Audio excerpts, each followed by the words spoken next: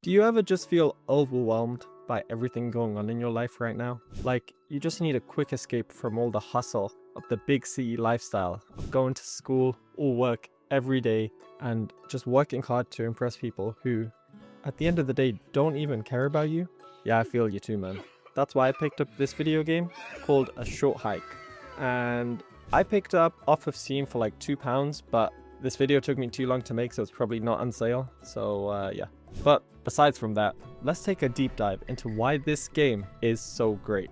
A Short Hike is an indie game where you play as a young bird named Claire, and you go to this nice island with your Aunt May. No, not that Aunt May. As a nice escape from the everyday life. This game is very minimalistic and nice, both in its gameplay and graphics. Who the flip wrote the script? Oh, it was me. It gives the vibes of Animal Crossing, as well as those old school Nintendo games you used to play as a kid. Looks like it's been straight pulled out of the Nintendo DS or just the Wii. It has such a unique, nice charm just by looking at it. And you know what else has a cool charm? My mom! I mean, my YouTube channel. So please like and subscribe. Anyways, the game's charm is carried over throughout the game's dialogue. And there's a lot of dialogue in this game. There's so many NPCs throughout the island that all have their little lives and personalities and even some story arcs. Because of how much they're fleshed out, it feels wrong to just call them NPCs because they feel so alive in this game. The NPCs feel so well done and so well crafted. Pretty much every single NPC in this game has a self-contained story that ties into the main message of this game, which I would say is to just disconnect from life and take things less seriously and just live in the moment. And if that doesn't make sense to you, we'll get onto that right now. At the start of the game, Claire is very reluctant to having fun on this trip that her Aunt May took her to. She's always complaining about the lack of cell phone signal and just says that she wants to stay at camp. But after her aunt tells her if she gets to a high spot on the mountain, she'll have signal to use her phone, then bam, that's our incentive to start the game. From there, you're just allowed to roam the island, do whatever you want. There's no right or wrong path, just go for it. Walk around, talk to who you want, if you want. Or you can just make a beeline to the top of the mountain. But if you do skip all the dialogue with the NPCs, you are missing out. Here's just a couple examples of some cool NPCs I found with my time on this game. There's this guy who trades you a big shovel for a small shovel. Then he just starts building bigger and bigger sandcastles.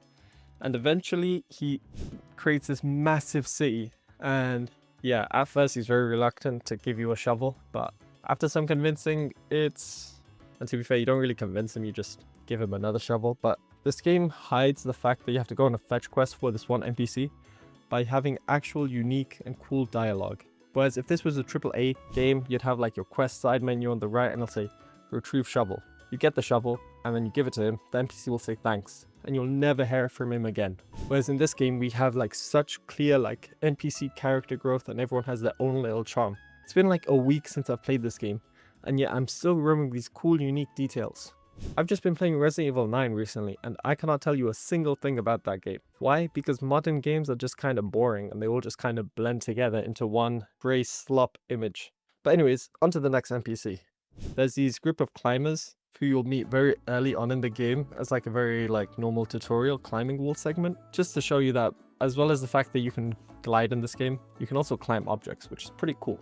After you climb the massive beginner wall, one of the climbers gets very annoyed and yeah, they are not a very nice person, but the other guy's pretty chill. And yeah, you will see these guys again further down the mountain. So once again, pretty cool. These NPCs don't feel like one-time half-baked ideas just thrown in to blow up the gameplay. They actually feel like real lived-in characters. This person's very adamant that their club is worldwide despite them only having 2 members. Like, there's so much personality oozing out of this game.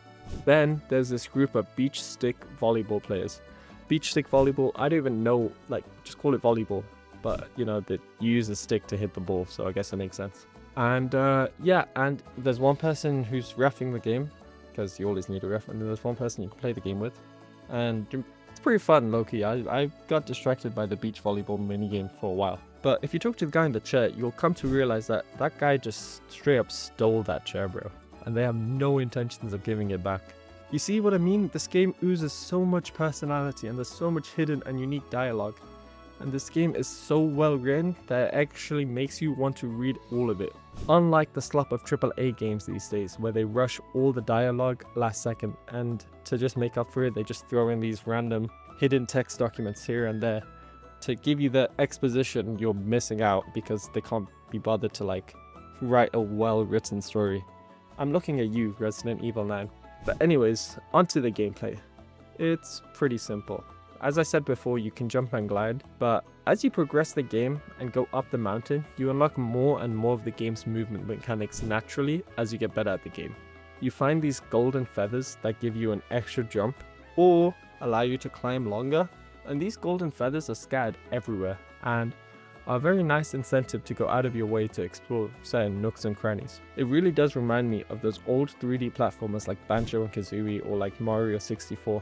Those old games had so much charm, and like each one was so different from the other. But yeah, it really does remind me of Banjo and Kazooie. There's also this water bucket that lets you sprout these flowers, and those flowers give you a boost up the mountain. Pretty cool. But all in all, this game's movement is so satisfying. When you just jump off of a high peak and just let go of your stick to dive down, then last second you pull your stick up and bam, you just carry all of that momentum as you glide over the floor, and oh my days, it feels so good. Granted, me describing it does not do it any justice at all, so you guys really do have to play it for yourself. You all literally need to buy this game right now. The gameplay is on point, the dialogue is so funny, and the game's message is very nice, and I feel like it's very relevant in today's day and age, where everyone's just locked in on their phones, watching reels, and then going to work. No one really has any time to disconnect and just like actually appreciate the small things in life. And I haven't even gone to the sound design and music of this game. The characters in this game have the same jumbled up dialogue like you'll see in Animal Crossing, where they speak, but in these like funny garbled bleep bleep bleep bloop bloop bloop bloop, like, you know what I'm talking about.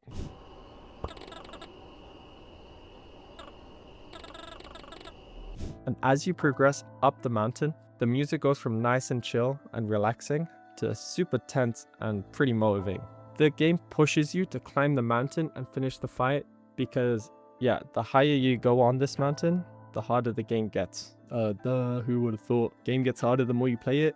What? That's insane. But anyways, you end up needing to find more golden feathers, or you're forced to go find a new route because this guy is being a flipping, not very nice guy. He's just hoarding all the golden feathers for himself. And you really cannot climb up this icy part of the wall, or else you're gonna fall.